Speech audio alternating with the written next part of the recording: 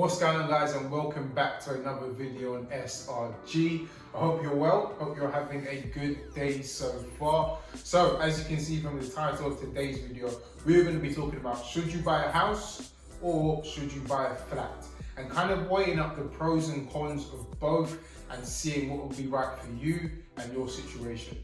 Let's get into it. So let's start with houses. Now, some of the pros of purchasing a house is that they tend to be freehold properties, which means that you can do more stuff to the inside and outside of the property without having to ask people for permission. Or let's say, for example, you wanted to change some rooms around, or you wanted to maybe do a loft conversion in the loft, of course. You wouldn't have to ask permission from anybody to make those significant changes. Also, most houses tend to have outdoor spaces, which of course with COVID has become an important thing for people to consider when looking for a house to buy. In addition to that, there is significant value which can be added to a house from, i.e. converting a loft, doing a rear extension, or in terms of the value just going up, and houses are always going to be perceived as more valuable than flats. However, on the other side, houses tend to be more expensive than flats, which means that you will have to save up larger amounts to purchase houses as opposed to buying a flat. In addition to that, houses are usually further out from major city centres in comparison to flats. So if you're going to be working in a city centre, then a flat might appeal to you more because, again, you've got the city centre right there. It's easier if you want to meet up with friends, family members, and kind of just do a lot of the stuff that maybe young people want to do when you haven't really got, let's say, for example, commitments, family, even a pet, because pets require outdoor spaces. Right, so some of the pros of buying a flat is, firstly, they are much more cheaper than buying a house. So if you haven't got a significant amount of money but want to buy an investment property or a place to live, then a flat could be a great place for you to consider buying before, who knows, you level up to buying a house. So yeah, flats for those purposes are great if you haven't got significant amounts of funds. Another benefit of buying a flat, depending on where the flat is and the type of building, is the added amenities which you get from flats. Now, I have a friend who recently bought a place in Manchester, and he was telling me that this flat comes with a gym, a cinema room, a rooftop, which is kind of a communal space where you can meet other people in that building.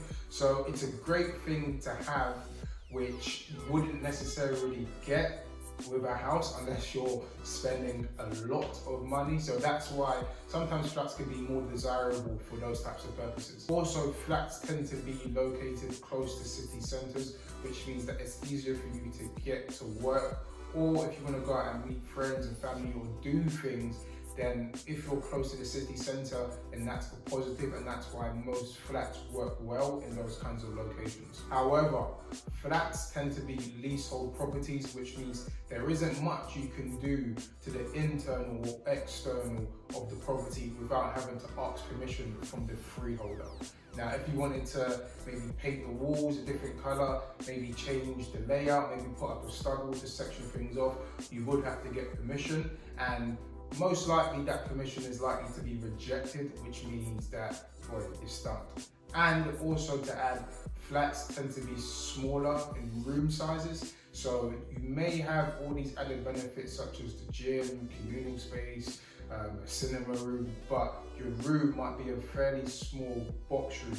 So that's how it kind of compensates itself. And then the final con of most flats is the ground rent and service charges that you pay on top of your monthly mortgage. So this is something to consider before buying any flat. You want to kind of know what that monthly figure will be, so that you're deducting that and you're kind of factoring that into your monthly expenditure. So definitely bear that in mind when considering buying a flat. So I hope you found that information helpful.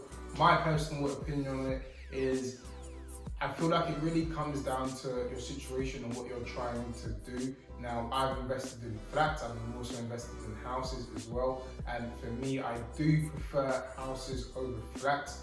However, if it's a thing where you're going to be living there in that flat or that house, you do really have to weigh up your situation, your financial situation, your work situation, how close you want to be to the city centre, how much time you want to commute. So these are all things that you have to think about when deciding between should I go for a house or a flat. Again, like I say, I prefer houses, but I'm not completely thrown off by investing and buying flats. But yeah, hope you guys found this video of use. If you did, you know what to do. Smash that like button, as they say. Drop a comment and share it with friends and family. And yeah, I'll catch up with you guys in the next video. Peace.